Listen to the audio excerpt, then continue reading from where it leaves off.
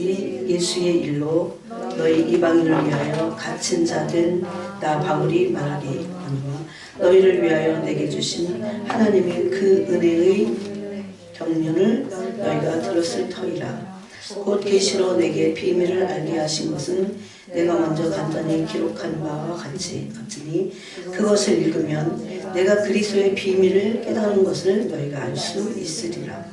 이제 그의 거룩한 사도들과 선지자들에게 성령으로 나타내신 것 같이 다른 세대에서는 사람의 아들들에게 알리지 아니하셨으니 이는 이방인들이 복음으로 말미암아 그리스도 예수 안에서 함께 상속자가 되고 함께 지체가 되고 함께 약속에 참여하는 자가 됨이라. 이 복음을 위하여 그의 능력이 역사하시는 대로 내게 주신 하나님의 은혜의 선물을 따라 내가 일꾼이 되었노라. 아멘. 네. 여러분이 주님을 성경을 주님이 제게 뭐라고 그러신 줄 아세요? 저도 그렇게까지 못하는 게 찔려요. 여러분 이제 제 성경 보세요. 에? 일부러 보여주는 거 이거는. 성경을 주님이 언가 그랬어요. 이 끝에가 여기가 닳도록 읽으라고 했어요. 닳도록. 다 모르니까 하나님 몰라서 그런 거예요. 이게 처음에는 계시가 아님에도 다 있잖아요. 읽으라고 그러니까 어린애같이 어린아이같이 읽으라고 하셨으니까 읽어야 돼. 근데 진짜 많이 읽어야 돼. 근데 왜 읽어야 되냐? 왜 읽어야 돼? 주님을 알기 위해서. 그래서 그게 상을 주시겠다 그랬어요. 근데 이거 바꿔야 되는데 이거 못 바꾸고 있어 내가. 붙인데 또 붙이고 막 이랬거든요. 진짜 많이 읽으니까 나도 모르는 사이에 알게 돼. 많이 읽으니까. 여러분 읽기 힘들잖아요. 처음에 제가 정말 목이 마른데 청년 때 성경인데 모르겠는 거야. 뭔가 엄청 달아. 뭔가 엄청 좋아. 근데 읽으면 모르겠어. 소유도 모르나 봐. 모르겠어. 그런데 그래도 또 읽어. 왜냐하면 이건 사람의 글이 아니고 하나님의 말씀이기 때문에 사람의 글은 누가 알아야 돼? 내가 알아야 돼. 근데 하나님의 말씀은 성령님이 알게 하셔. 깨닫게 하셔. 그래서 초등학교를 안 나와도 알 수 있어. 왜? 성령이 깨닫게 하시기 때문에. 성령님 어디 계세요? 내 마음에 계시죠. 네. 그래서 깨닫게 하시려고 가르쳐 주시려고 기름 부어서 가르친다고 요한일서 2장 27절이 말하는데 그러려고 우리를 물과 성령으로 거듭나게 하시고 나서 우리 안에 계신 거예요. 성령님은 그래서 진리의 영이시고 말씀의 영이야. 말씀의 영. 그래서 말씀을 그분이 가르쳐 주셔야 돼. 그런데 우리의 몫은 뭘까요? 많이 읽어야 돼요. 많이 읽어야 돼. 그러면 주님을 알게 돼 있어요. 네? 주님을 알게 돼 있어요. 주님을 아는 게 얼마나 중요한데 주님을 모르면 마귀에게 속아요. 주님 모르면 모르면 할 수 없지 뭐. 그게 아니야. 모르면 마귀한테 속아서 네? 내 영혼이 지옥으로 끌려가잖아. 네? 그런데 나 뭐 교회 다니는데 뭐 설마 내가 지옥 가려고 그러는데 주님을 모르면서 교회 다니는 사람들이 많다 적다? 엄청 많아. 나도 그랬으니까. 그래서 난 모르는 게 뭔지 알아. 막 목마른데도 읽어도 몰라. 그래도 읽어야 돼. 그래도 포기하지 않고 읽고 또 읽고 그러니까 읽은 장을 또 읽고 또 읽어도 돼. 지금도 막 읽는데도 또 새롭게 알아져. 네? 그래서 주님을 알기 위해서 말씀 읽거든. 제가 어느 날 이 기도를 하는데 내가 주님을 모르고 영적인 세계를 모르고 잘 몰라. 그러고서 천국에 갔어. 영의 세계를 모른다는 것은 성경에 다 기록해놨는데 성경을 모른다는 소리예요. 그랬을 때 내가 얼마나 비참할까. 얼마나 내가 후회스러울까. 예? 말씀이 영이에요. 영. 이런 혼이 아니야. 이런 지식이 아니야. 그래서 예? 사람들의 책은 사람들이 혼에서 나왔기 때문에 그건 지식입니다. 예? 그래서 주님을 모르고 천국 가면 얼마나 안타깝겠어요. 그래서 많이 진짜 어떨 때 그런 생각 들어. 대학 안 가도 좋겠다. 대학 가서 대학 가서 뭐 그렇게 부패하려면 애들이 뭐 대학 들어가자마자 무슨 OT니 뭔티니 이래갖고 술을 막 섞어서 퍼마시게 하고 막 그러잖아요. 술 모르던 애들도 대학 4년 다니면서 술 다 배우잖아. 물론 세상에서도 배워요. 그 안에서 말씀을 진짜 많이 읽으면 얼마나 좋을까 이런 생각했어요. 근데 주님을 모르면서 교회 다니잖아요. 그러면 이 종교적인 생활을 할 수밖에 없어요. 그런 사람들이 바리새적이고 굉장히 율법적이고 믿음을 모릅니다. 믿음의 실체를 몰라요. 여러분 조심해야 돼요. 그냥 일주일에 한 번 설교만 들어서는 안 돼. 예? 집에서 매일매일. 예? 저도 처음에 제가 지금도 기억나. 서울시인데 2학년 때인가 예? 무슨 선교학 시간에 과제가 뭐냐면 큐티야. 큐티. 한 학기 큐티야. 그럼 몇 달 분이잖아. 몇 달. 근데 이게 한 번 놓치니까 예? 놓치니까 못 하겠더라고요. 그런데 왜 놓칠까요? 종교적으로 하니까. 예? 그런데 제가 그랬어요. 그래도 하자. 그래갖고 큐티를 막 11분을 하는 거야. 놓친 거를. 근데 여러분 그게 말씀이기 때문에 그래서 깨달으려고 막 그러잖아요. 그게 말씀이니까 그냥 지식이 아니라 그지도 않더라고요. 그 말은 뭐냐면 그때까지만 해도 주님 잘 몰랐어.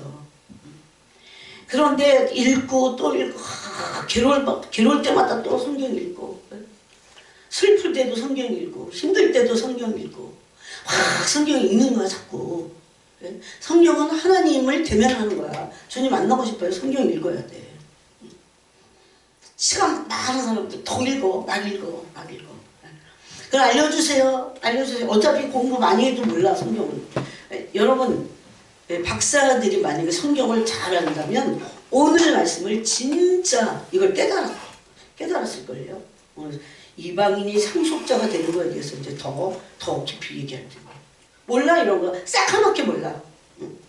그리고 교회 다녀도 박사들이 만약에 이게 지식이어서 잘한다면 그 사람들이 이런 영의 하나님의 뜻을 다 알았을 거야. 근데 모릅니다. 예수님 당시에 바리새인들 박사 같은 사람들이야. 근데 모르잖아요. 그러니까 예수님을 하나님의 아들로 몰라. 그러니까 십자가를 못 박은 거야. 그래서 이거를 주님을 알기 위해서 성경을 읽는데 이거를 예수님은 뭐라 그러냐면 이 믿음의 실체인데 밭에 감춰진 보화 같다 그랬어요. 밭에 감춰져 있어. 하나님의 진리의 세계는 밭에 감춰져 있어. 밭에 감춰진 보화를 내가 발견했어. 그게 계시야. 밭에 감춰진 보화를 발견했어요. 그럼 그게 계시를 얻은 거야. 계시를 얻으면 예수님이 계시라고 그랬잖아요. 그럼 어떻게 합니까? 여러분 그 밭에 감춰진 천국은 밭에 감춰진 보화 같으니 그 사람이 가서 집을 팔아. 그래갖고 집을 팔아서 그게 미쳤나봐 왜 집을 팔아 이러는 사람 없을걸요. 왜냐면 밭에 감춰져 있어 보화가. 그래서 집을 팔아갖고 그 집보다도 더 귀하니까 이 밭에 뭐가 있어요? 그냥 일반적인 밭이 아니야. 여기 속에 보화가 감춰져 있어.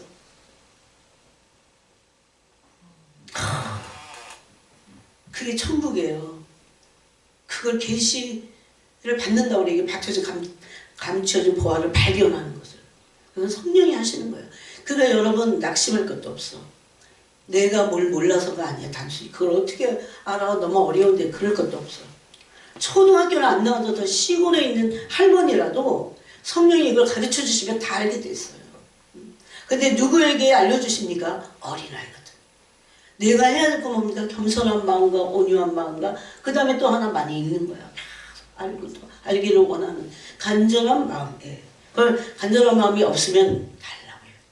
간절한 마음을. 제가 어느 날 솔직히 말해서 주님 저는 갈급한 마음이 이전보다 없어졌습니다. 그랬더니 그 갈망을 달라고 기도해라. 그러셨어요. 주님께 뭐 안 될 게 어디 있어요. 그래서 여러분 종교의 영에 사로잡혀 있지 말고 오늘도 이 전체를 이거를 다 이렇게 복음이 뭐냐 뭐 이런 거 하고도 사실 일맥상통해요. 자, 그래서 오늘 말씀에도 오늘 우리가 에베소 3장 읽었지만 오늘 말씀에 거기 비밀이란 단어가 나옵니다. 비밀이란 단어. 2절에 너희를 위하여 내게 주신 하나님의 그 은혜의 경륜을 너희가 들었을 터이라. 이 은혜의 경륜을 에베소서 1장에서는 예수님이 대속 제물이 되기 위해서 오시는 것, 구원자죠, 구원자. 이것을 하나님의 구원의 섭리와 경륜 그럽니다. 근데 그게 거저 주시는 거잖아. 그러니까 은혜야. 은혜의 경륜 그랬어요. 여러분 자꾸 이제 이런 정도는 이제 들어서 알고 그 다음에 내 거를 삼켜서 내가 묵상해야 돼. 그런데 그럼 그 은혜의 경륜이 뭐냐? 구속사인데 이것을 비밀이라고 했어요. 곧 계시로 내게 비밀을 알게 하신 것은 비밀을 알게 하셨다. 근데 은혜의 경륜인데 이게 비밀이야. 응? 그 비밀 왜 여러분 이게 비밀인 줄 알아요? 조금 아까도 얘기했지만 사람이 연구해서 아는 것 같으면은 이건 비밀이 아니야. 그죠? 그래서 이 계시는 커튼을 열다 이런 원어의 뜻이 있어요. 제가 영국에서 보니까 제일 처음에 갔던 그 집에 앞집에 집들이 있는데 막 커튼을 다 쳐놨어. 근데 이 동양 여자가 가끔 할머니가 왔다 갔다 해. 야, 저 할머니 집은 어떻게 생겼나? 영국 집이 엄청 궁금하잖아요. 응? 또 젊었을 때니까 제가 30대니까 어떻게 생겼을까? 근데 어느 날 보니까 아무리 내가 보려고 해도 못 봐. 아니 어떤지 할머니가 커튼을 촥 열어. 영국은 커튼 문화니까 쫙 열었더라고요. 그러니까 커튼을 얼마나 반질반질 아니 유리를 깨끗하게 닦아놨는지 다 환히 보이는 거야. 그래서 봤더니 가스파이어는 여기 있고 또 이렇게 조금만 보면 거기에 보이니까 다 보였어요. 가구들이 어떻게 저렇게 사는구나. 그리고 항상 그 유리창 앞에 항상 꽃병을 다 놨어요. 근데 우리 보라고 놓잖아. 이 바깥에 있는 사람 보라고 이렇게 놨어요. 그런데 계시라고 하는 원어는 커튼을 열다 이런 뜻이에요. 그러니까 주체가 닫고 있으면 안 보여. 그죠? 커튼을 주체이신 성령님이 이 커튼을 열어서 우리에게 보여줘야 우리가 알 수 있는 그런 계시라고 합니다. 그래서 이것을 계시로 내게 비밀을 알게 하셨다. 그래서 이게 주체가 하나님의 영이시기 때문에 비밀이라고 그러는 거야. 모르는 사람들은 계속 몰라. 이거 비밀과 같이 모르고 있는 거예요. 근데 왜 비밀인데 왜 이 계시를 지금 말하면서 계시가 무엇인지 복음의 계시가 무엇인지 복음의 비밀이 무엇인지를 지금 말하는 겁니다.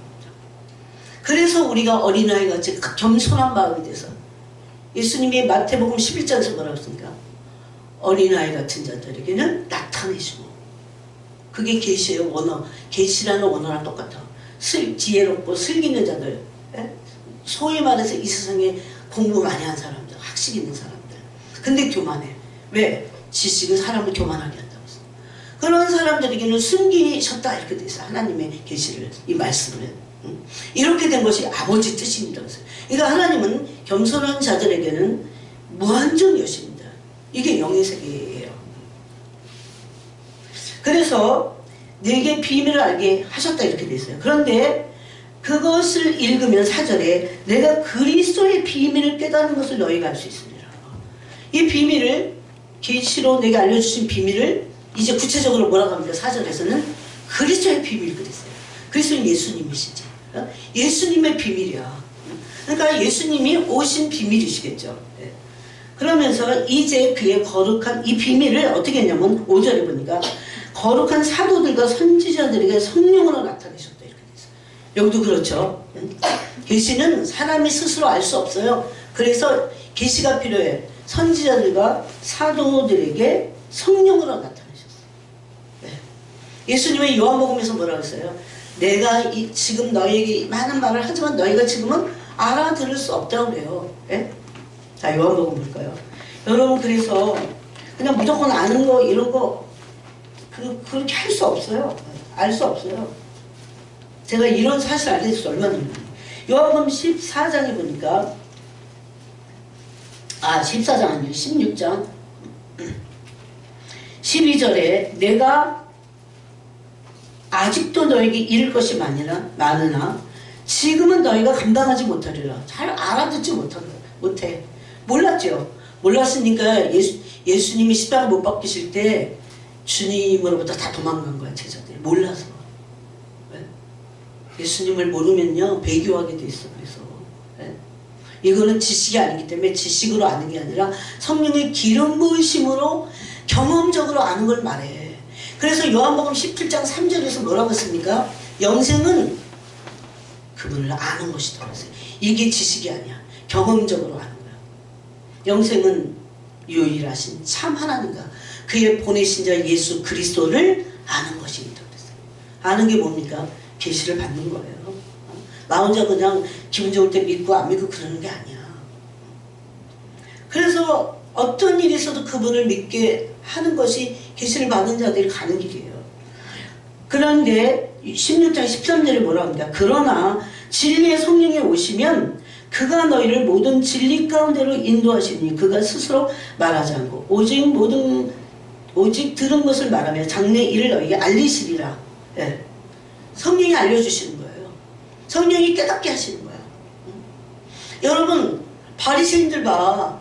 성령을 얼마나 많이 알았어요. 서기관들 필독하고 필사하고 남을 가르치고 막 그랬잖아요. 율법 얼마나 연구해갖고 막 스터디 공부를 너무 많이 했어.